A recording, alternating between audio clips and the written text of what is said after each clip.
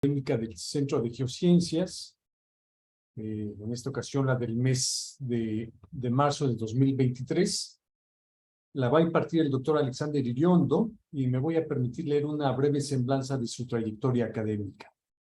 Nació en el norte de España, donde obtuvo su licenciatura en Geología en la Universidad del País Vasco en Bilbao, en la especialidad de Tectónica y Yacimientos Minerales.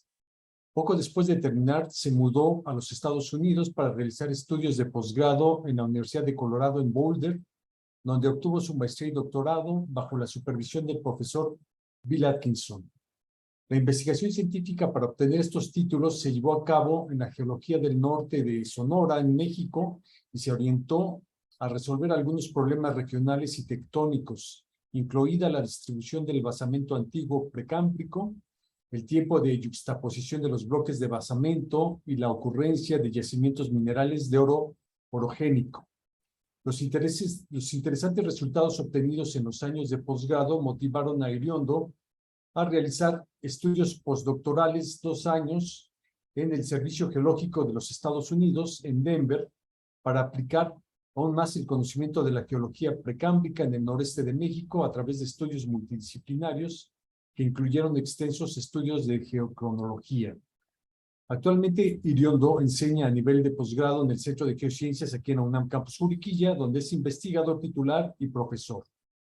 Algunas personas han definido o presentado a Iriondo como un geocronólogo, pero él quiere ser visto como geólogo con quizás algunos conocimientos valiosos en geocronología.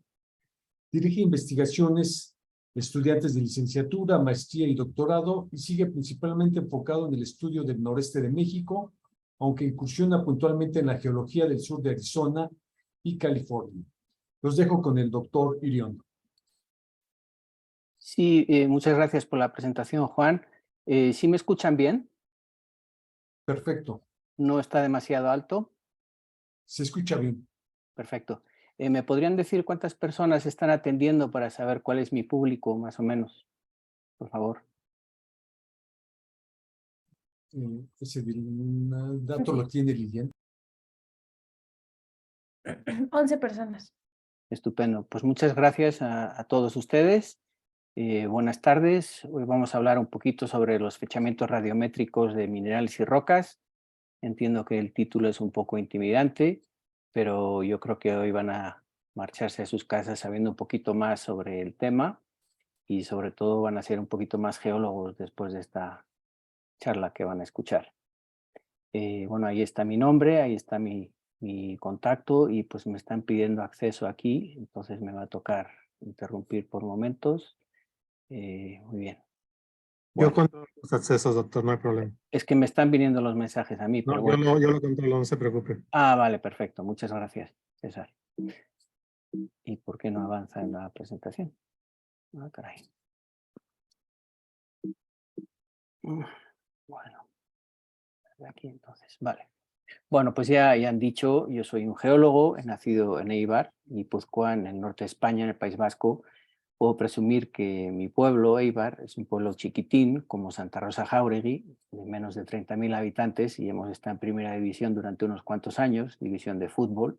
Hemos jugado contra el Real Madrid, Barcelona y todos estos equipos. Por desgracia, hace un par de años bajamos a segunda división, pero ya estamos otra vez peleando para subir a primera división. Por eso nos hemos hecho un poco famosillos y por eso puedo decir que soy de Eibar. Bien, soy geólogo de forma accidental. Eso fue culpa de un profesor de la preparatoria. Él no era geólogo ni biólogo, pero le tocó dar la materia de biología y geología combinada. Yo tengo la sensación de que a él le gustaba la geología porque, bueno, pues la enseñaba de una forma contagiosa y bueno, pues me he contagiado en cierta manera por el interés de la geología.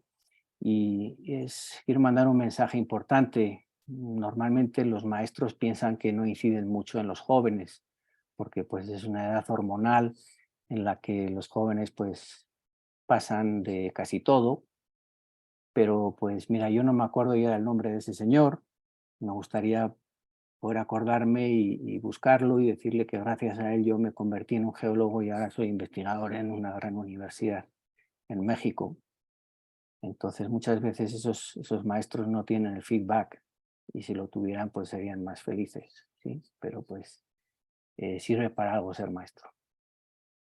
Y bueno, pues está bien escuchar qué piensan los demás que hacemos nosotros. Pues ¿qué es la geología? Pues es la ciencia que trata, no me gusta mucho la definición de la RAE, pero bueno, dice ciencia que trata de la forma exterior e interior del globo terrestre, de la naturaleza de los materiales que lo componen y de su formación, de los cambios o alteraciones que estos materiales sufren y que han experimentado desde su origen, y la colocación que tienen en su estado actual.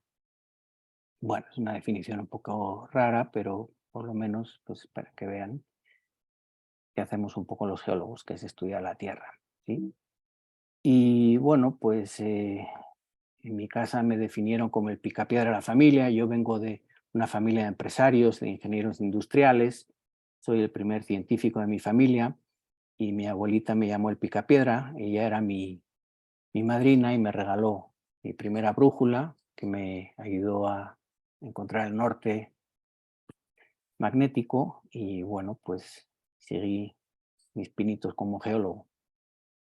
Y bueno, pues la frustración del primer año de carrera, la estudié en Bilbao, en la Universidad del País Vasco en Bilbao, en el País Vasco, y como el primer año, pues aparte de geología había las matemáticas, la biología, la química, la física, el dolor, el sufrimiento y las lágrimas con esas materias que pues la verdad es que los profesores fueron expertos en desmotivar a los jóvenes, nunca consiguieron hacer una conexión de esas materias con lo que nosotros queríamos estudiar, que era la geología. Y fíjense que tiene mucha conexión las matemáticas, la biología, simplemente pensando en la biología, la evolución de los organismos, la paleontología, la química, ¿qué les voy a decir?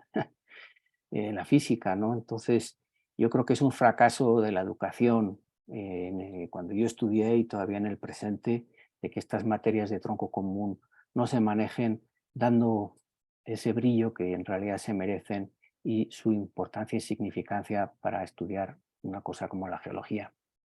En mis tiempos de joven, el inglés estaba visto como un idioma implantado por el imperialismo americano y pues no nos parecía bien.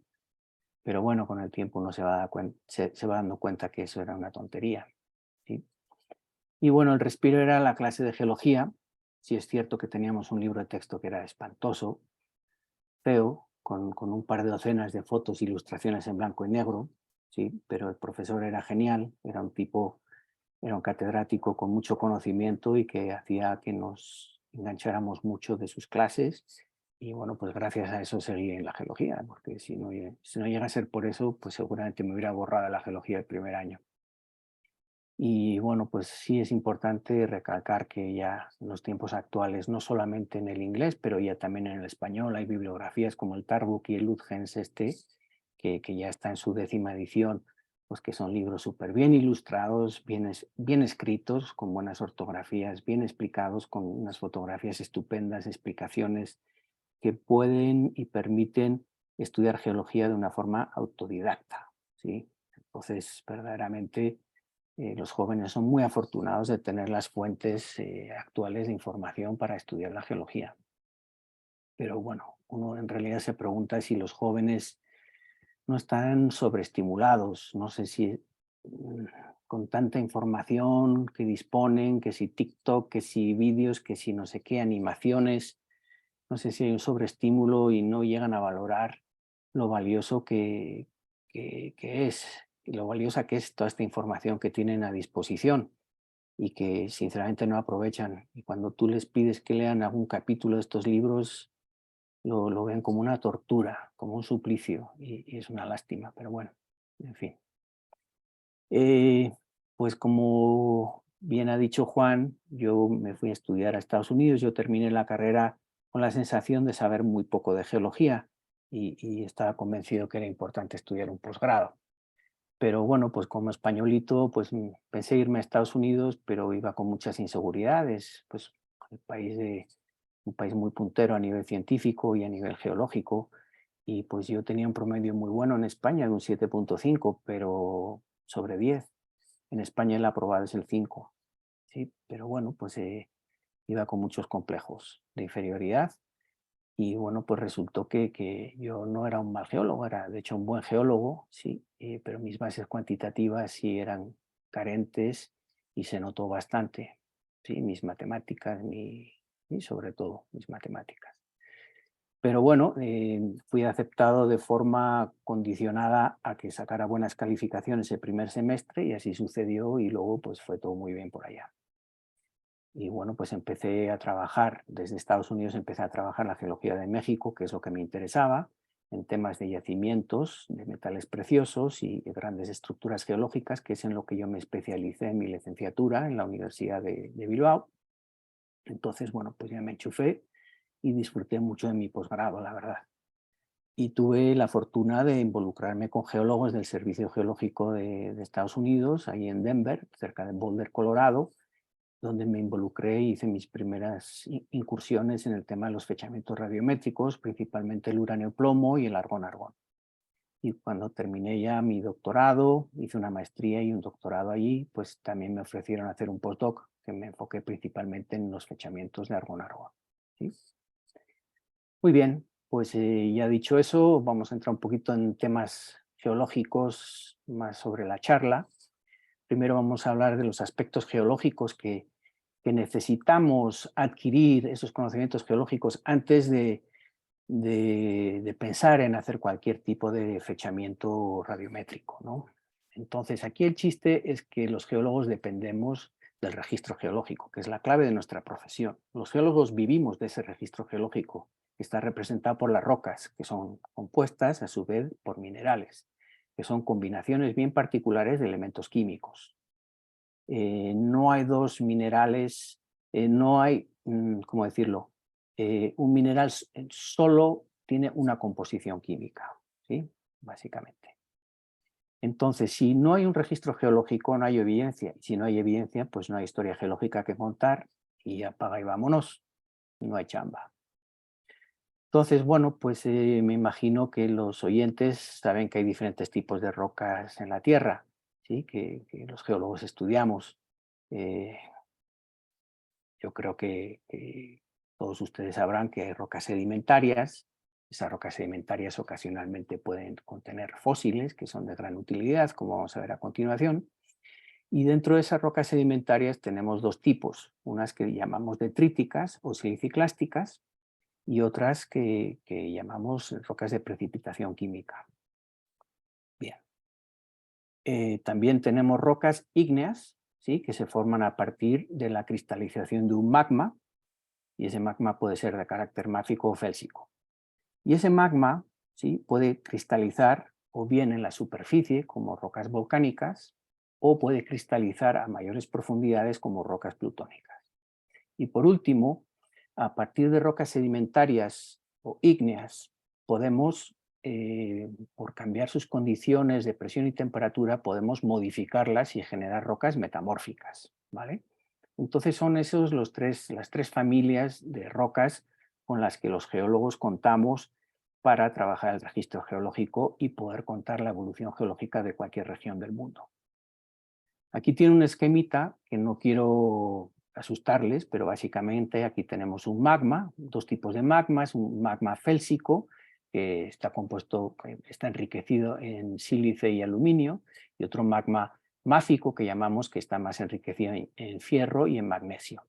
Cuando un magma máfico se enfría a profundidad, forma rocas que llamamos gabros, que tienen una textura granuda, ¿sí?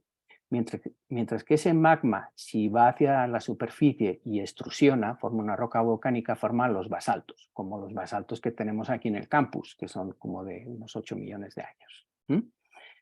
Por otro lado, las rocas, los magmas félsicos, si cristalizan a profundidad, forman los granitos, que son rocas muy también granudas, que son muy típicas, que aparecen en muchas partes. Cuando esos magmas félsicos salen a la superficie, pueden formar las rocas riolíticas. Por supuesto, entre estos dos miembros finales, entre el basalto y las riolitas, tenemos otras rocas que se llaman andesitas y otras que se llaman dacitas, cosas intermedias que llamamos, ¿vale? También tenemos cosas efusivas como cenizas volcánicas, la obsidiana, que es un vidrio, ¿sí? que cristaliza muy rápido, ¿sí? Y las tobas volcánicas. Cuando El magma cristaliza muy cercano a la superficie, a veces también forman lo que se llaman diques. Los diques son estructuras que cortan las estratificaciones horizontales. Cuando una intrusión es subparalela a las estructuras sedimentarias, los llamamos sill, ¿sí? Sill y diques. Vale. Entonces, cuando estas rocas pues, están en la superficie, pueden ser erosionadas. Y la erosión de esas rocas lo que hace es que se generen fragmentos de roca muy chiquitina, que pueden ser arcillas, limos, arenas o incluso gravas. Y esos fragmentos de roca pueden viajar a grandes distancias hasta que se depositan en unos lugares donde hay una estabilidad y se forman luego las rocas sedimentarias, ¿vale? Que son las rocas siliciclásticas que comentábamos antes. También tenemos rocas por evaporación o precipitación del carbonato cálcico, que son las calizas. En México tenemos un montón de calizas, también un montón de rocas volcánicas. Estupendo. También podemos precipitar sílice y formar diatomeas y radiolarios y pedernales, ¿ok? Y también podemos evaporar, podemos evaporar y formar yesos y formar sales, la halita. Y todos estos juegos de rocas las podemos metamorfizar y generar a partir de las calizas mármoles, y a partir de estas rocas podemos generar pizarras, podemos generar gneisses y estas rocas metamórficas. Y luego hay una variedad que es el carbón, que es una roca sedimentaria cuando es turba, lignito y la hulla. Pero cuando llega a un grado de maduración elevado y se genera antracita, ya la antracita se considera una roca metamórfica. Vale, listo. Ya saben un poquito más de las rocas que existen en la Tierra.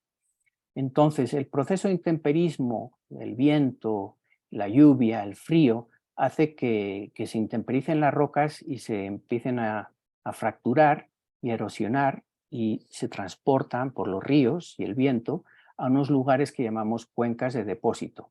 Y en esas cuencas de depósito se van acumulando y se van compactando. Por ejemplo, aquí tenemos el delta de un río donde han bajado un montón de fragmentos de roca y se van acumulando y compactando, y llega un momento que se litifica, que se forman rocas, ¿sí? Ya formamos lutitas, limonitas, areniscas en función de su granulometría. Entonces estamos generando un depósito sedimentario, un registro sedimentario. También las calizas se forman por ejemplo, bancos coralinos, que los corales van muriéndose, pero van regenerándose y generando nuevas colonias, y se abandonan las antiguas y se van generando nuevas, y va creciendo el banco coralino. Entonces estamos generando las calizas de esa manera, ¿vale? Y como depósito volcánico también vamos acumulando cenizas, el vulcanismo explosivo de aquí arriba a la izquierda, el vulcanismo más bien lábico, como estos volcanes de Hawái, lo que tuvimos en Tenerife hace, ya no sé, hace un año o dos, ya no me acuerdo, o el vulcanismo en el piso oceánico. Esos son depósitos volcánicos que generan registro geológico. Pero luego tenemos procesos erosivos, como ya hemos dicho, el viento, el intemperismo, va erosionando la geología, los glaciares también van tallando las rocas, ¿sí? Las van perforando y erosionando la roca, las mareas van comiéndose las líneas de costa, ¿sí? Son procesos destructivos que hacen perder el registro geológico. Entonces perdemos, generamos, ¿sí? Entonces en eso consiste el juego. Y bueno, pues aquí tenemos un ejemplo también de erosión de nuestros monumentos, ¿sí? Pues hay acciones paliativas, pero pues contra la naturaleza no se puede luchar todo lo que queremos, ¿no? Bien, entonces hay una serie de conceptos claves, la datación relativa, ¿sí? Estamos hablando, la plática de hoy es sobre fechamientos radiométricos, pero antes de hacer un fechamiento radiométrico tenemos que conseguir un contexto geológico, de dónde viene esa roca que queremos fechar, por qué la queremos fechar, qué nos va a resolver. Entonces, primero tenemos que hacer lo que llamamos una datación relativa, ¿sí? Y hay una serie de principios clave que tenemos que seguir.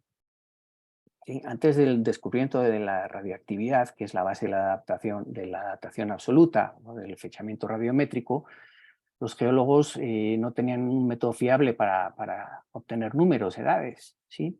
Y tenían que depender de esta datación relativa.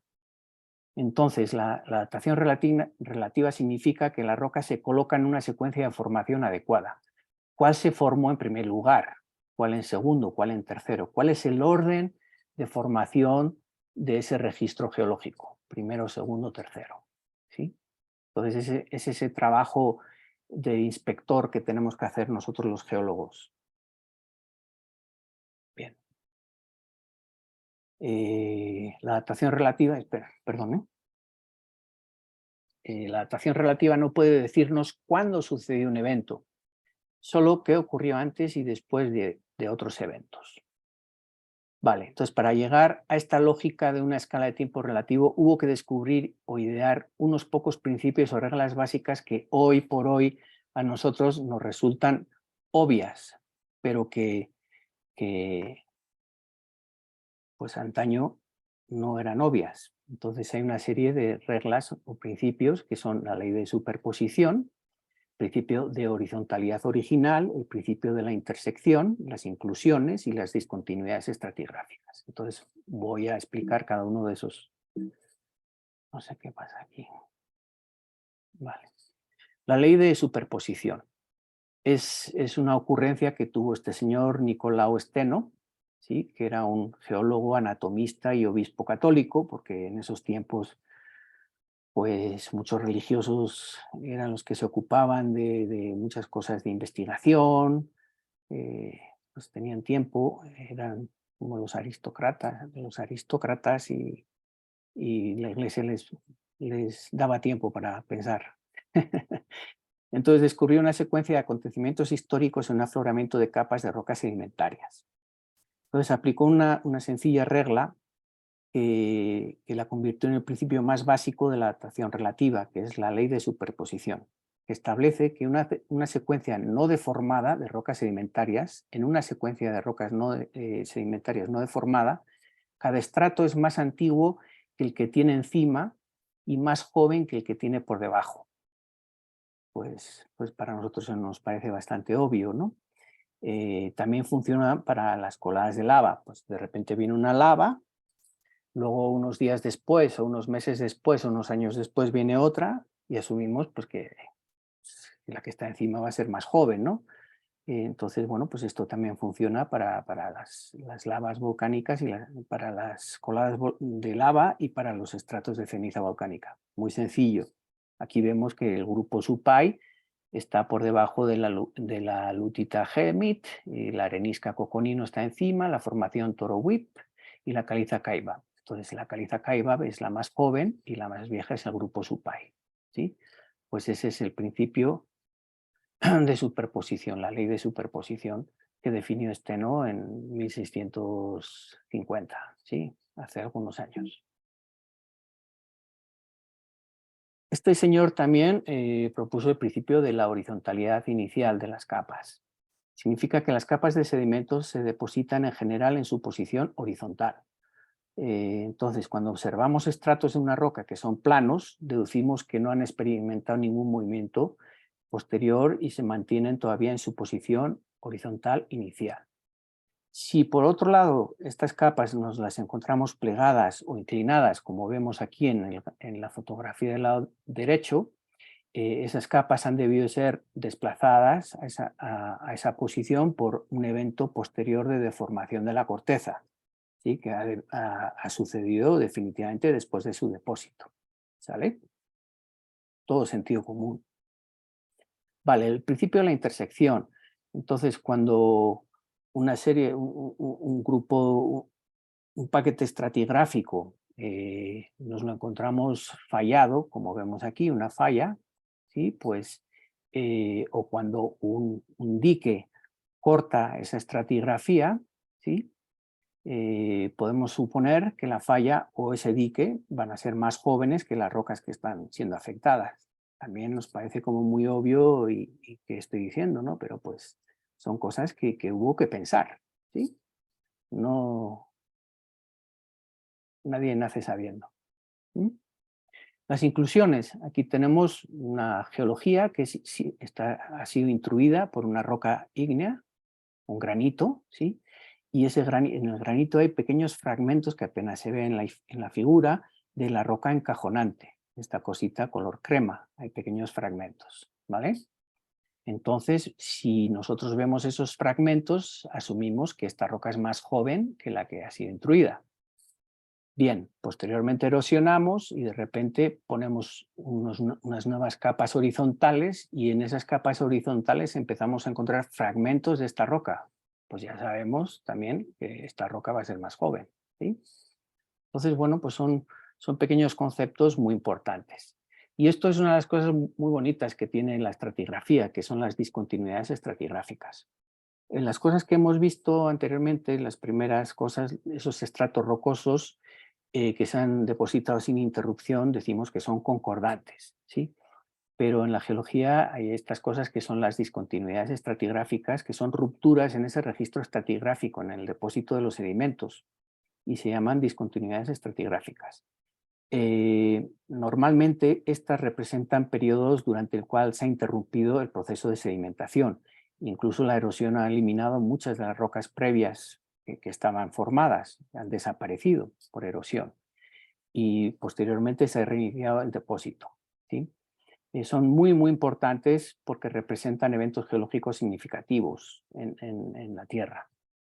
Entonces hay diferentes tipos de discordancias. Las más espectaculares, una de las más espectaculares son las discordancias angulares, que consisten en rocas sedimentarias que están inclinadas, ¿sí?, o plegadas, sobre las que luego reposan estratos básicamente planos. Y vamos a verlo en fotografías, no se preocupen. Estas son las más fáciles de identificar. Eso indica que hubo una pausa en la sedimentación. Esto indica que durante la pausa en la sedimentación se produjo un periodo de formación que hizo que se inclinaran las capas previas. Luego hay paraconformidades que son muy comunes, pero son difíciles de observar porque los estratos situados a ambos lados de esa paraconformidad son esencialmente paralelos y hay que tener mucha pericia y pocos geólogos pueden definirlas. Vamos a ver ejemplos muy bonitos y van a ver. Las disconformidades son más fáciles de observar porque la superficie de erosión antigua corta profundamente a las rocas inferiores más antiguas. También lo vamos a ver, no se preocupen. Son nombres muy parecidos que pueden crear un poquito de confusión. Y esta también es bastante fácil de ver, la inconformidad. En este caso, la superficie de ruptura separa rocas metamórficas o ígneas, ¿sí?, intrusivas más antiguas de los estratos sedimentarios más jóvenes. El gran ejemplo es la gran inconformidad que hay en el Gran Cañón de Colorado y que se presenta en muchos lugares de Norteamérica, ¿sí? El lugar más espectacular para ver todas estas discordancias es el Gran Cañón del Colorado, porque tenemos un registro geológico muy completo. Entonces, aquí están enlistadas las que acabo de decir, y ahora les voy a llevar una por una. Discordancia angular, hemos dicho que era fácil. Entonces, discordancia angular, aquí la tenemos, ¿sí? Vemos que hay unas capas que están inclinadas y encima de ellas hay unas subhorizontales. Entonces, esta es fácil de reconocer. Discordancia angular que va desde aquí, ¿sí?, hasta aquí. Todo esto, ¿vale? Para conformidad, hemos dicho que era difícil. Aquí está, para conformidad. Pues no es fácil ver porque esto es horizontal y es difícil de ver. La disconformidad hemos dicho que es más fácil que la paraconformidad y es esta de aquí. Vemos que hay este relieve, ¿sí?, pero las capas en ambos casos están horizontales, pero vemos que esta es la superficie erosiva. Entonces esa sí se puede más o menos reconocer con facilidad. Y por último, la inconformidad es bastante fácil porque aquí tenemos las rocas ígneas metamórficas y las ígneas que están en inconformidad con los sedimentos que están horizontales y aquí también están en horizontal. Entonces, bueno, pues ya son casi expertos en reconocer diferentes tipos de discordancias. Y bueno, pues el Gran Cañón de Colorado es un lugar espectacular, hay un gran registro geológico bastante completo, precámbrico, cámbrico, devónico, misisípico, pensilvánico, pérmico y continúa. Bien, y este es un lugar muy emblemático, discordancia angular, uno de los primeros lugares donde se identificó este fenómeno por James Button, que vamos a hablar sobre él dentro de un momento, en Sicard Point, Escocia, en Escocia. Mucha gente va aquí, es un un lugar de peregrinaje geológico. ¿Sí? Aquí vemos las capas subverticales y estas más horizontales. Vale, pues la datación relativa, pues ahora ustedes ya pueden definir discordancias cuando les dan un bloque como este, ¿sí? y pueden definir los eventos geológicos siguiendo esos principios básicos que ya han aprendido. Muy bien, 15, 16, 17 y 18, el siglo XVIII, un siglo muy interesante, la Ilustración francesa, fin del feudalismo, el autoritarismo en Europa, el inicio del mundo contemporáneo, la burguesía dominante. Este es el contexto de una pequeña revolución de conocimiento científico. ¿Sí? James Hutton, considerado el padre de la geología moderna, fue el proponente de la teoría uniformista o actualista. Bien, vamos, 30 minutos. Un geólogo escocés, como digo, el padre de la geología moderna, alguien muy respetado, propuso el uniformismo, que es el principio según el cual los procesos naturales que actuaron en el pasado son los mismos que actúan en el presente. Según él, la edad de la Tierra tenía que ser muy vieja para poder explicar todos esos eventos geológicos que observó en el campo. ¿Sí? Entonces, el presente es la clave del pasado. Por supuesto, la teoría uniformista se ha relativizado porque se admite que se han producido y se producen eventos catastróficos que puntúan también en el proceso gradual total de lo que se registra en la Tierra, como son los impactos de meteoritos, los terremotos, los tsunamis o las erupciones volcánicas. ¿Sí? Entonces también se admite que hay cosas catastróficas. Hay una contraparte que es este naturista francés, Georges Cuvier, que es el padre de la teoría del catastrofismo, pero también hay que darle crédito porque es el primer naturista que clasificó el reino animal desde una perspectiva estructural y morfológica. ¿Sí? Es básicamente el promotor de la paleontología, algo muy importante, ¿no?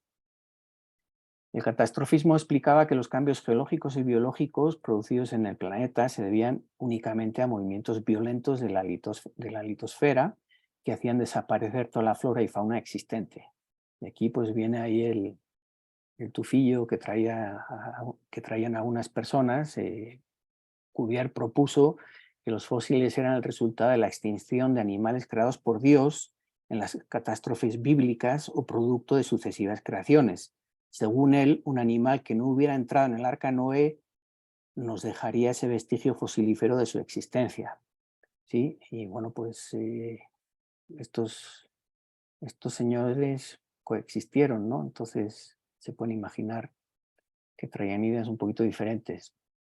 Y Lord Kelvin, pues era un físico irlandés muy prestigioso, muy conocido por su escala de temperatura absoluta Kelvin, ¿sí? Entre otras muchas cosas. Incursionó en la geología. En la geología influyó mucho en la opinión geológica porque tuvo sus opiniones respecto a la edad de la Tierra. Era un físico muy influyente y bueno, pues basándose en criterios de luminosidad, la historia de enfriamiento de la Tierra principalmente y el efecto de las mareas lunares, pues se propuso que la Tierra no podía ser más vieja que 100 millones de años. De hecho, hizo algunos ajustes y dijo que seguramente no podía ser más que 20 o 40 millones de años. ¿Sí? Y bueno, pues mucha gente que ya manejaba el concepto de que la Tierra tenía que ser bastante vieja, pues no estaban muy contentos con sus ideas, pero no podían tampoco argumentar lo contrario. Pero no fue hasta que el concepto de la radioactividad calara en la comunidad científica que las ideas de Kelvin fueron definitivamente descartadas, ¿sí? Porque pues, había contraargumentos muy poderosos que ya demostraban que Kelvin estaba equivocado, como veremos más tarde. Y bueno, de hecho aquí ya viene Henri Becquerel, un físico francés, premio Nobel en 1903 con otros dos personajes de los que vamos a hablar en un momentito, pues enunció el descubrimiento de lo que posteriormente se acuñó con el concepto de radioactividad. Sucede, curiosamente, un año antes de que Lord Kelvin impartiera su plática magistral sobre la edad de la Tierra, ¿sí? Y básicamente descubrió, de forma accidental, como casi todo lo que se descubre, mientras estaba estudiando los fenómenos de fluorescencia del sulfato de doble uranio y potasio, vio que que en el experimento se desprendía algo, pues, emitía espontáneamente algo que, pues, una radiación misteriosa que posteriormente recibió el nombre de radiactividad, ¿sí? Y años después se descubrió que esa desintegración de los elementos radiactivos era un proceso exotérmico, y esto era lo que era el crack, ¿sí? La radiactividad natural de las rocas produce calor, por lo que la Tierra no es un cuerpo que únicamente se va enfriando, como asumió Lord Kelvin en sus cálculos sobre la edad de la Tierra, y eso era lo súper importante, ¿sí? Entonces aquí están Pierre Curie y Marie Curie, que compartieron el premio Nobel con Becquerel, el premio Nobel de Física en 1903, ¿sí? Por ese descubrimiento de la radioactividad. Y es muy interesante esta señora Marie Curie porque, pues, es la primera persona que ganó 2 premios Nobel, la primera mujer que ganó un premio Nobel, en primer lugar, la primera persona que ganó 2 premios Nobel y la única persona en ganar 2 premios Nobel en 2 disciplinas diferentes en la historia de la premiación. Y claro, los franceses, que son muy especiales, pusieron en su billete más importante, que ya no existe, el franco francés, el de 500 francos, pusieron a Marie Curie y a su marido detrás, porque ella era más importante. Y pues fue un homenaje muy, muy importante. Y aquí está la partícula alfa, ¿sí? Y aquí está el laboratorio. No sé si veo bien aquí, no sé qué es eso. Pero bueno, muy importante. Marie Curie realizó el doctorado en la Sorbona de París en la búsqueda de la sistemática de otros elementos radiactivos como el torio. Ella fue la que acuñó la palabra radioactividad a partir de sus estudios sobre las emisiones del elemento radio que ella descubrió y nombró, ¿sí? Entonces, bueno, pues eso es súper importante. Y aquí Arthur Holmes es el pionero en el uso de los minerales para el fechamiento radiométrico y empezó todo con el uranio plomo, uno de los relojes isotópicos que al día de hoy seguimos utilizando. Y el primer pinito con el fechamiento radiométrico aparentemente fue de una roca ígnea devónica de Noruega y la fechó en 370 millones de años. Este señor es considerado el padre de la geocronología moderna. Y ya desde 1927 ya tenía algún fechamiento que indicaba que había rocas en la Tierra cercanas a los 4.500 millones de años. Aquí a la izquierda vemos cómo ha ido evolucionando la escala del tiempo geológico según han ido mejorando las técnicas geocronológicas, el pérmico, etcétera, devónico, y bueno, pues al día de hoy tenemos unas precisiones espectaculares. Este señor Arthur Holmes también fue la primera persona que propuso una explicación termodinámica de convección en el manto terrestre, que ha sido primordial para explicar y ensamblar la teoría de la tectónica de placas. O sea, es un geólogo fundamental en el conocimiento de la Tierra, definitivamente. Y bueno, pues gracias a la geocronología, pues hemos establecido esta tabla cronoestratigráfica que vamos puliendo cada X años, va saliendo unos pequeños ajustes de dónde ponemos los límites entre estos tiempos geológicos, ¿no? Bien, la datación relativa. La datación relativa son los controles geológicos que obtenemos en el campo. Pero en ocasiones tenemos lo que se llaman los fósiles guías, que sabemos qué edades tienen, ¿sí? ¿Ok? Entonces es súper interesante porque sin la datación radiométrica podemos también asignar edades a las rocas.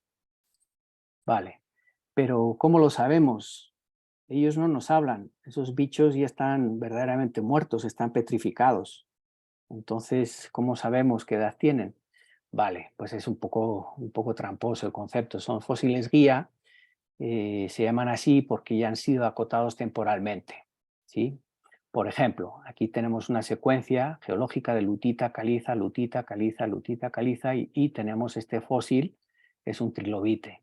Pero resulta que en otro lugar cercano o lejano, ese mismo fósil ocurre y está entre unas unidades geológicas que sí podemos fechar. Un fechamiento radiométrico, una roca volcánica de 450 millones de años, ¿sí? Porque tiene el zircón, que lo podemos fechar por uranio y plomo, y en la base tenemos un granito.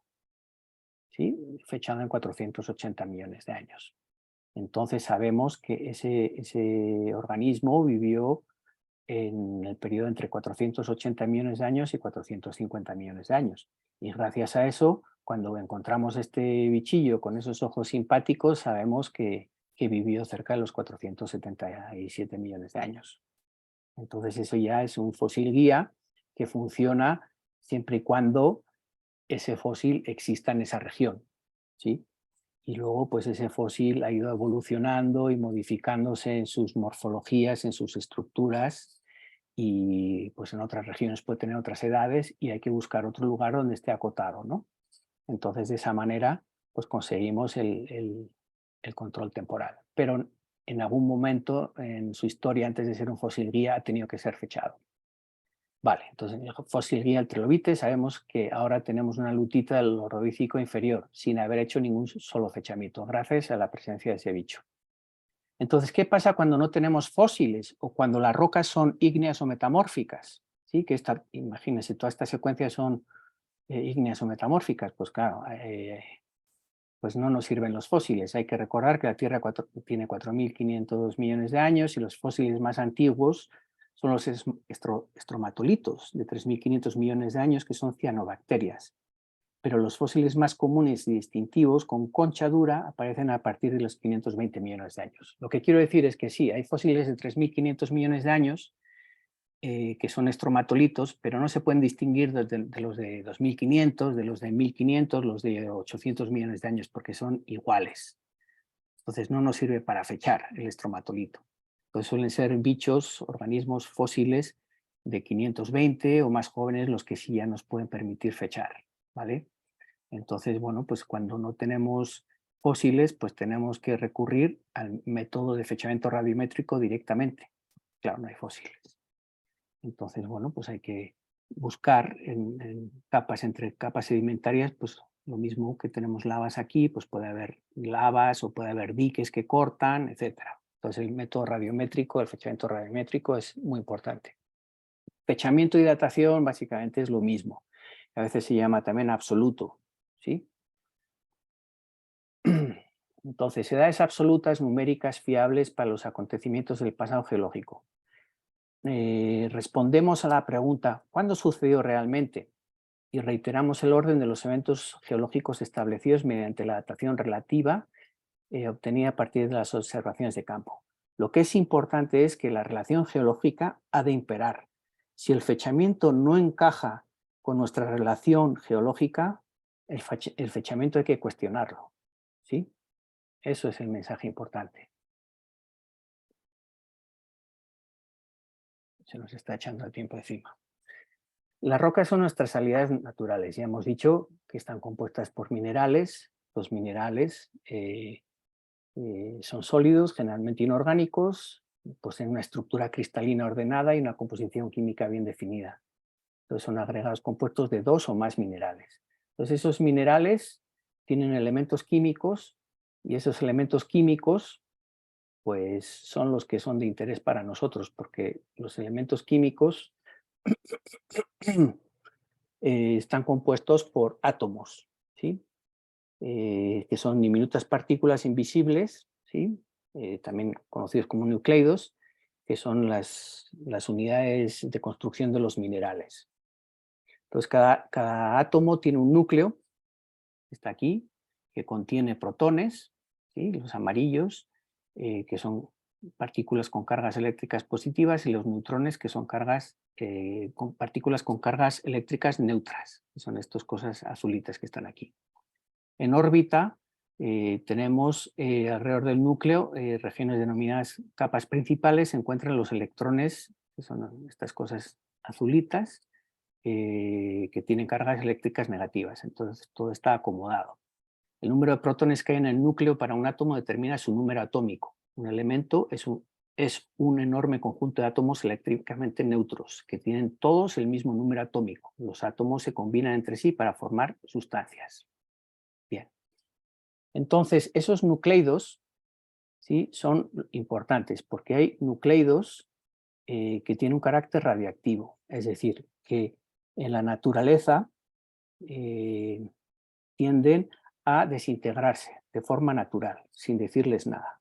Ellos son insatisfechos y quieren convertirse, desintegrarse a otro tipo de nucleidos que se llaman radiogénicos de carácter estable, que se llaman isótopos hijos. Entonces, cuando un nucleido padre radiactivo queda encapsulado en esa red cristalina, ¿sí? Básicamente, o una serie de nucleidos de ese elemento, ¿sí? Padre, queda encapsulado en una red cristalina para empezar un proceso de decaimiento. Vamos a imaginarnos inicialmente que tenemos 100 de esos átomos del nucleido padre.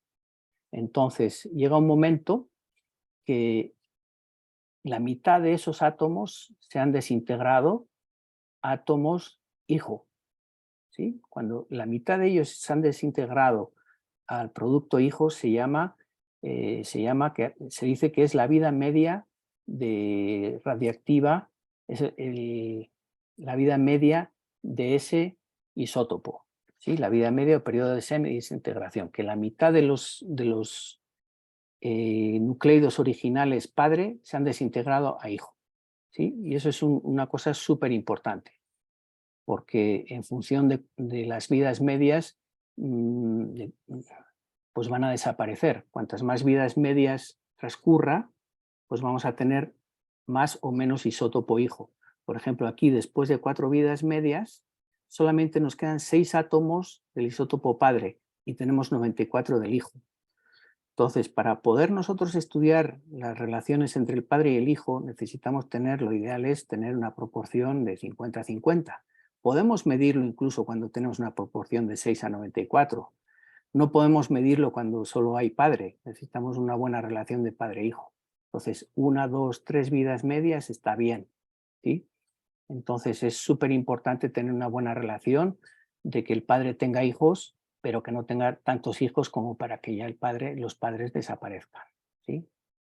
Entonces, estas son las curvas de desintegración, y de la misma manera que desintegramos, también podemos ver cómo va creciendo el isótopo hijo. Y pues, una serie de ecuaciones se pueden combinar, y aquí tenemos una ecuación del tiempo, que hay una constante de desintegración, las relaciones del isótopo padre-hijo, etcétera, y podemos calcular la edad de la roca. No voy a complicar ahí las cosas. Entonces, tenemos una serie de relojes isotópicos, por ejemplo, el potasio-argón, que es el nucleido del potasio 40, se desintegra al argón 40. El rubidio-estroncio, el rubidio 87 al estroncio 87, etcétera. El uranio-plomo, el uranio 235 al isótopo 207, ¿sí? Entonces son diferentes relojes isotópicos, y estos son nucleidos de larga vida, es decir, la vida media son un montón de años que tienen que transcurrir para que la mitad de los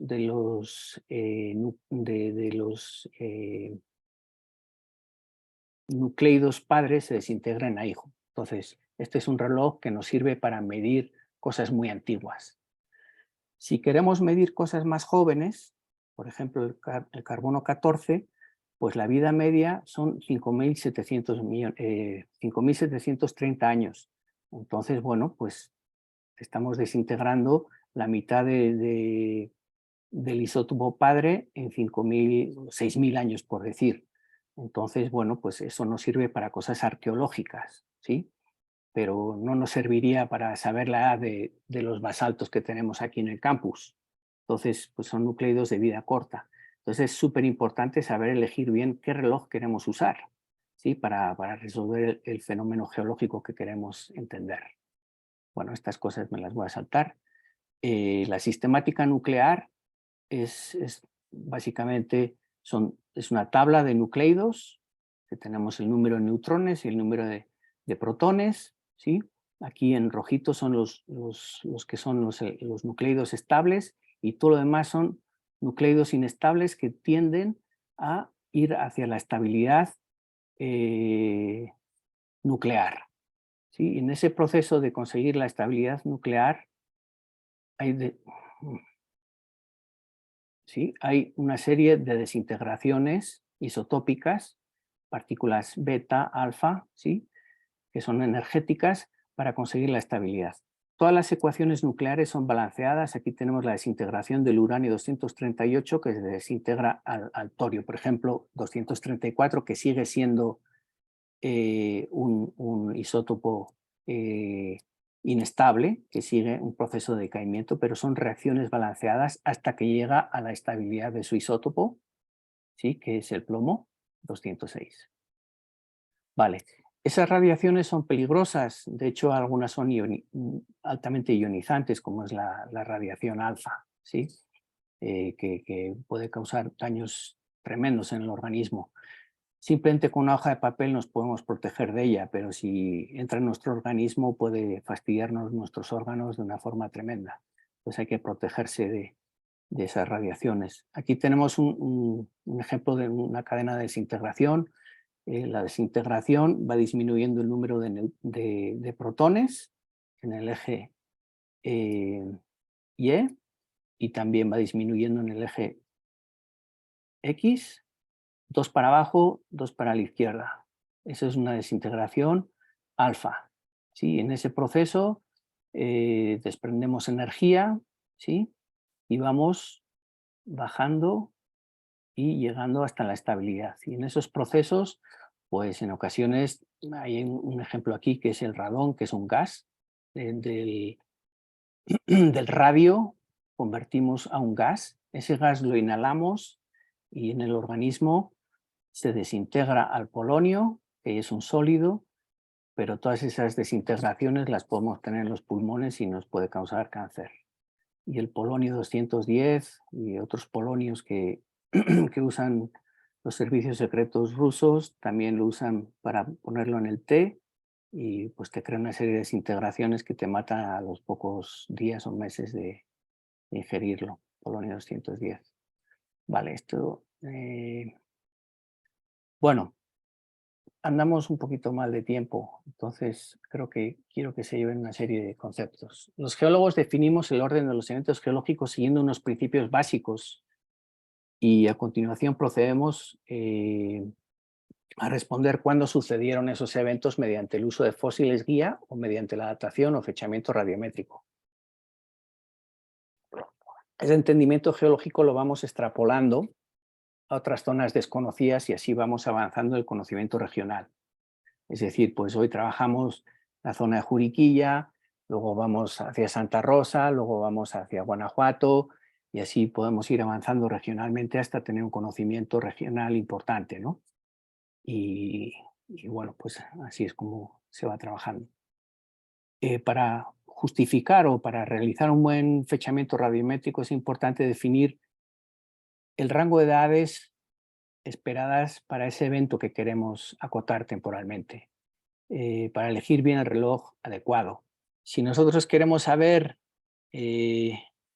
hace cuánto tiempo hicieron fuego los hombres prehistóricos, pues no vamos a usar el uranio plomo, vamos a usar el carbono 14, vamos a usar cosas que sean de relojes isotópicos de corta vida, ¿sí?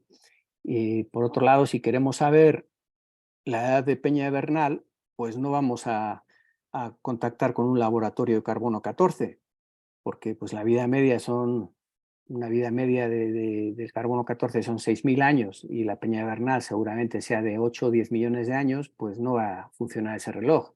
Y lo único que vamos a hacer es perder dinero eligiendo el reloj no adecuado. Entonces es importante ver cuál es el reloj adecuado y ver si nuestro registro geológico tiene la mineralogía adecuada para que pueda tener esos nucleidos padre-hijo en cantidades suficientes y correctamente retenidos por esa red cristalina, porque la red cristalina tiene que encapsular tanto el isótopo padre inicial, que queda atrapado en la red cristalina, como el isótopo hijo, porque si el padre genera hijos y los hijos se escapan de esa red cristalina, pues nos va a generar un efecto de rejuvenecimiento irreal en nuestras muestras. Y ese fechamiento pues radiométrico no va a tener ningún valor, no va a ser correcto y no va a tener ningún tipo de sentido geológico, ¿sí? Entonces es muy importante que esos isótopos padre-hijo queden bien contenidos en esa red cristalina, ¿no? Y bueno, por último, pues hablar de un par de ejemplos de cosas súper importantes, que son la recurrencia de los eventos catastróficos. Por ejemplo, recurrencia es cada cuánto tiempo sucede un terremoto. Por ejemplo, el fallamiento de San Andrés y esas grandes fallas, pues suelen decir, no, pues ya la falla está, el segmento de, yo qué sé, de la San Andrés cerca de San Francisco, pues ya hace 30 años que debió de haber reventado, ¿no? Nos dicen así. ¿Y eso cómo saben?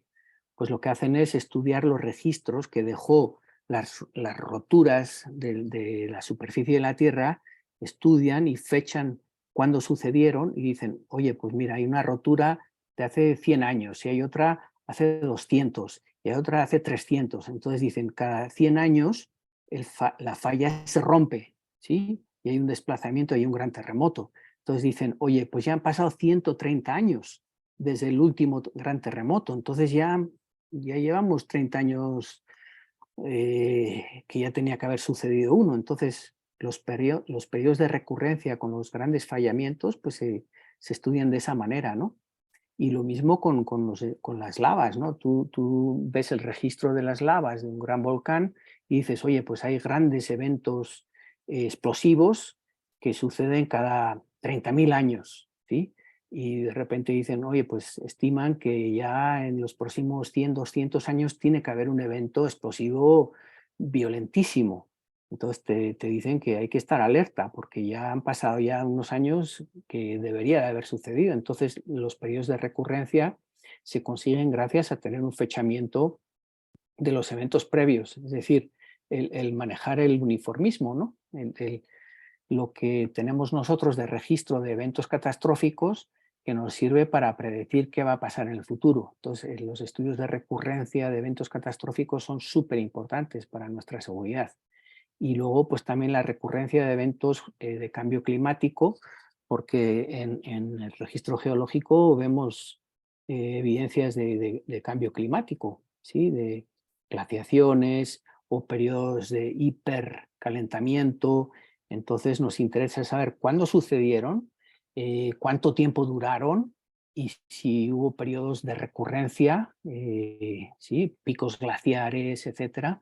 Pues entender todo eso requiere de una geocronología, de un fechamiento radiométrico muy, muy preciso y conviene usar los relojes más adecuados, ¿sí?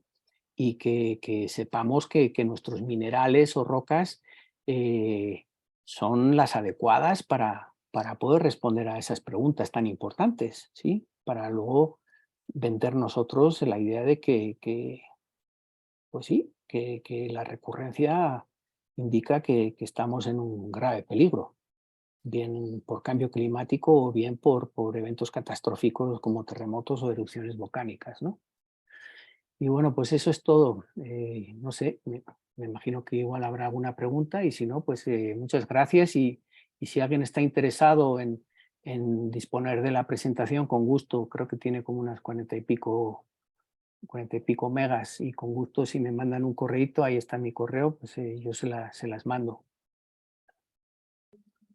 Alexander, muchas gracias. Muy interesante tu intervención, tu participación en esta ocasión. Sí hay un par de preguntas, pero antes de mencionarlas, me gustaría preguntarte, para tener un fechamiento preciso de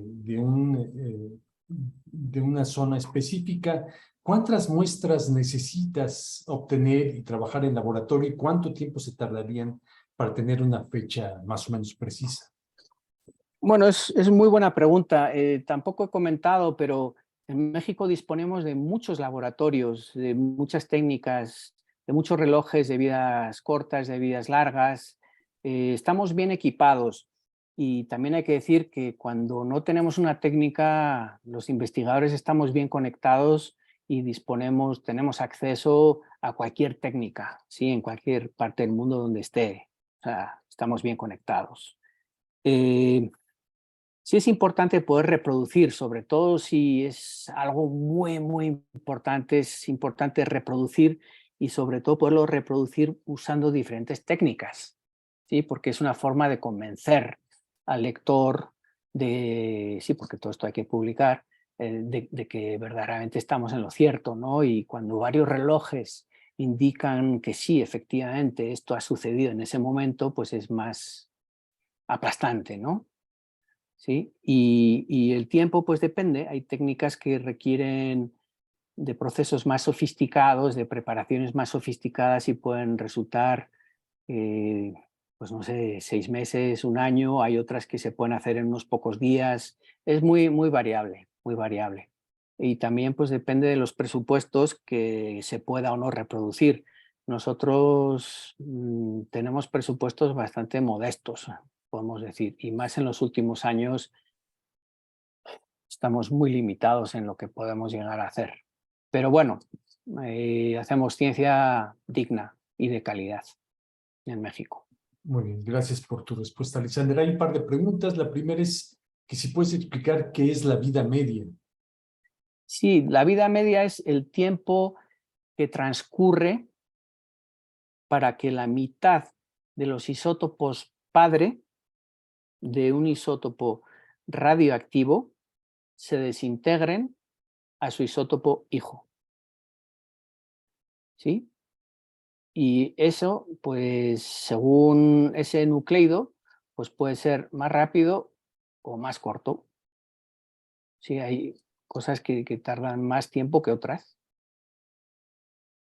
Pues hay vidas medias de 6.000 años y hay vidas medias de millones de años. ¿Sí?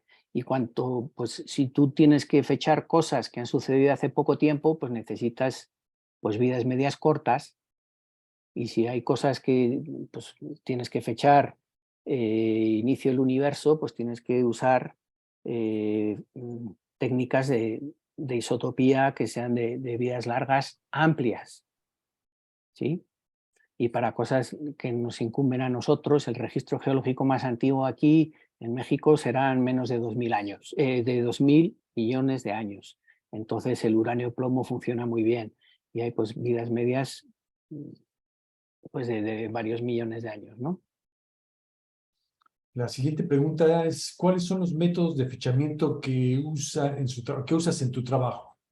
Principalmente uso el uranio plomo, ¿sí? Para rocas ígneas, granitos, rocas volcánicas, porque bueno, es rápido, lo tenemos disponible aquí en el Centro de Geociencias, y también uso el argón-argón. Es un sucedáneo, por decirlo de alguna manera, del potasio-argón, ¿sí? Es muy interesante. Lo que pasa es que es más laborioso y no es una gratificación instantánea como el uranio plomo, porque lo haces en unos pocos días o semanas. El argón-argón son meses, pero también es de mucha utilidad porque hay rocas o hay minerales que no los podemos fechar con uranio plomo y sí los podemos fechar con argón-argón, sobre todo cosas de yacimientos minerales, ¿sí? Que me interesan mucho, saber cuándo se forman los depósitos de oro y de plata en México, ¿no? Entonces el uranio plomo no es tan útil como el argón-argón. Correcto. Mónica pregunta, ¿en qué eventos geológicos se puede dar que los isótopos hijos escapen de la red cristalina del isótopo padre? ¿Y cómo puedes darte cuenta de este evento? Bien, hola Mónica. Bueno, pues vamos a asumir que tú estás fechando un mineral que sabemos que retiene bien el isótopo hijo, ¿sí? Entonces el papá tiene sus hijos, los dos están felizmente retenidos en esa red cristalina, pero hay eventos geológicos que pueden cambiar esas condiciones, ¿sí? Pueden abrir, si no total, parcialmente la red cristalina, y eso normalmente suele ser por calor. Si ese mineral es expuesto a unas condiciones de calor lo suficientemente elevadas, puede aperturar esa red cristalina y parte del isótopo hijo puede escapar, ¿sí? Entonces, el efecto que eso tiene es, si tú pierdes parte del hijo, tu reloj se ha comprometido, y ese compromiso lo que hace es un rejuvenecimiento, un falso rejuvenecimiento de las edades. Y bueno, pues puedes sospechar porque algo no te encaja, pero bueno, también puedes sospechar porque tú ves que hay una fuente de calor hay un dique más joven que está cerca de esa muestra y dices, ese calor ha reaperturado la sistemática de mi reloj. Pero claro, es que has errado muestreando así, porque hay que evitar ese muestreo sabiendo que has estado cerca de una fuente de calor, ¿sí? No sé, igual es un poquito difícil de seguir, pero el muestreo es fundamental. Hay que entender cuál es el contexto donde tú sacas la muestra, y si esa muestra está en un contexto en el que ha habido una fuente de calor que te ha podido romper su sistemática isotópica, pues ahí es buscarte problemas, ¿sí? Aunque a veces a nosotros nos gustan los problemas, ¿sí? Porque los problemas hacen que haya cosas interesantes, porque ese evento de calor también puede ser importante para conocer bien la historia de esa región, ¿no? Entonces, donde unos ven problemas, otros ven oportunidades de resolver mejor la evolución geológica de esa región. Espero Claro. haberte respondido, Mónica. No sé qué Mónica eres, pero hola, Mónica. Nada más. También hay una pregunta de Lisbeth y te agradece la charla y pregunta, ¿cómo se fechan los conglomerados? Ok, los conglomerados son rocas sedimentarias de carácter detrítico, ¿sí? Siliciclástico. Entonces, bueno, pues hay dos acercamientos para fechar bueno, hay varios acercamientos. Uno de ellos es la secuencia de conglomerados puede ser cortada por un dique volcánico. Entonces fechas el dique y esa va a ser la edad mínima posible del conglomerado, ¿sí? Entonces puede ser y a entrada tienes un acotamiento mínimo. La otra es que tú puedas separar minerales como el zircón que puede haber en la matriz fina del conglomerado, ¿sí? Y usar el uranio plomo, y el zircón más joven que puedas encontrar en esa población va a ser la edad máxima posible de conglomerado. De otra manera, también puedes buscar cantos de rocas ígneas en tu conglomerado, pero tienes que buscar muchos cantos, porque igual resulta que el canto que encuentras es de un granito muy viejo y pues es difícil acotarlo. Pero va a ser por acotamiento geológico, ¿sí? Porque no hay ningún mineral que puedas fechar que esté asociado al proceso de formación del conglomerado en sí.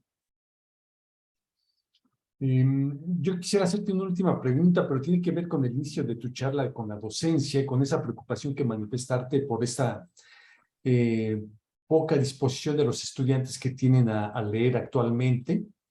Y también tiene que ver ahora con el chat GPT, con la inteligencia artificial.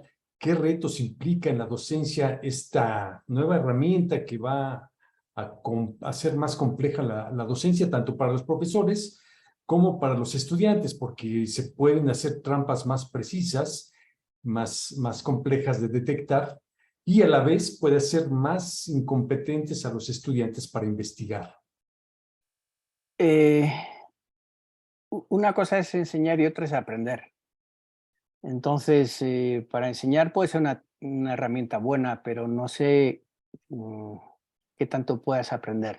No sé si entiendes por dónde Sí, voy. claro, claro. O sea, yo, por ejemplo, yo cuestiono la herramienta, la utilizo, pero desde una base de que yo sé de qué hablo, entonces la disfruto. Pero alguien que no tiene ni idea, pues que no puede cuestionarla, pues se puede accidentar. Entonces es una herramienta para pros, por decirlo de alguna manera, porque para aprender te puedes llevar grandes sorpresas, porque te engaña sin temblar. Además, no da referencias también, parece que no te da la referencia y entonces eso complica más Pero la información. es espectacular, pero no sé Sí. qué tan buena es para aprender. Ahí justamente está la discusión en el aprendizaje, ¿no? ¿Qué tanto les va a servir esta magnífica herramienta y qué tanto puede ser Pero hay que estar súper contraproducente? abiertos, hay que abrazarla, pero yo pienso que tarde o temprano vamos a volver a tocar los libros y a tocar los conceptos básicos de aprender desde posiciones francas, no tan artificiales, Sí, pero hay ¿no? O que sea, dejarlo claro que no es como un regresar a la escuela antigua, sino regresar a la esencia de aprender. sí, sí. Sí, sí, yo no me opongo, me parece fantástico y es una mezcla de impresión, angustia, sorpresa, desconcierto, preocupación, emoción, novedad. Yo no me opongo. Y al final el que se engaña es el que quiere engañar. O sea, no sé, yo no voy a estar de policía, pero el tremendo ridículo que puedes llegar a hacer si no te cuestionas o no tienes bases, es que, fíjate, la gente no se cuestiona lo que ve en las redes, lo que ve en el Internet, ¿sí? O sea, yo he llegado a ver escritos en el Internet que habla de que el campo volcánico del Pinacate en Sonora es un asunto del Paleozoico, ¿sí? Y es un campo volcánico cuaternario. Entonces, si tú haces un copy-paste para un trabajito y pones que es algo del Paleozoico, de hace, yo qué sé, pues 300, 400 millones de años, el ridículo es sobresaliente, ¿sí? Y te debes de avergonzar y cuestionar cómo obtienes tu información. Y estas inteligencias artificiales te pueden poner en compromisos así de chuecos, ¿sí? O sea, y te debe crear mucha inseguridad también, porque, no sé, o sea, no tienes que creer que todo lo que vayas a hacer copy-paste ahí va a ser bueno. Te puedo decir que en lo que yo sí he estado utilizando bastante, muchas cosas de estas son en las traducciones y son espectaculares, espectaculares. Sí, sí, es una herramienta realmente impresionante. Yo creo que simplemente hay que ponerle reglas, acotarla, no sé, pero obviamente que es formidable. Y el primer ejercicio que hice fue hace unos meses con mi hija y con mi padre, y mi hija trabaja en cosas de inteligencia artificial, en cosas de medicina, imagen médica, y le hizo una pregunta sobre mi pueblo, de Eibar. Es un pueblo armero, históricamente, y le puso así unas cuantas preguntitas y le hizo un texto muy interesante, lo leyó mi padre, histórico, y mi padre se quedó, wow, o sea, no manches, ¿sí? Y luego mi hija le dice, y ahora pónmelo en vasco. Y lo lee mi padre y dice, no, no manches, estaba perfecto. Sí, es espectacular porque a mí me tocó hacer un ejemplo, 2 palabras para que generara un poema con un estilo de escritura al de Jorge Luis Borges, y lo hizo realmente. Casi puede uno confundirse con ese texto. Luego le dices que te lo traduzca, luego que te lo mande a otro idioma, y lo hace en segundos, lo cual es una cosa increíble. Sí, en fin, tenemos mucho que hablar de todo eso, y Sí. yo creo que es muy importante que seamos muy abiertos, respetuosos, nos va a llevar a unas cosas inimaginables, cambios de profesiones, muchas cosas, y no hay que cerrarse, pero sí nos va a llevar a grandes reflexiones. Sí, Todo no, esto. no, al contrario, más bien es esta reflexión que mencionas, hacerla con los estudiantes para que también aprendan a usarla, ¿no? Y no caigan en la trampa, no No, se caigan en su propia si trampa. ellos nos van a enseñar a nosotros a usarlo, ya lo están usando. Muy bien. Claro. Muchas gracias, Alexander. Muy Bueno, pues, interesante tu charla y por el tiempo que has brindado. bueno, ahora ya cuando vayan al Gran Cañón ya van a poder acordarse las discordancias y esas Así cosas. es, así O es. por lo menos algo. Lo tendremos bien presente, claro que sí. Y cuando les digan el carbono 14, se acordarán, no sirve para fechar las Del rocas reloj, estas efectivamente. de los basaltos y eso. Esto sirve para los huesitos y de las cosas de las cuevas y, ¿no? Arqueológicas, ¿no? Sí, Ujú. sí, cosas recientes, porque la Así vida es. media del carbono 14 son 6.000 años. Exacto, efectivamente. Muy bien, pues Muchas muchas gracias. gracias a todos y gracias por la oportunidad. Gracias a ti. Muchas gracias por Venga. estar presentes. Hasta la próxima.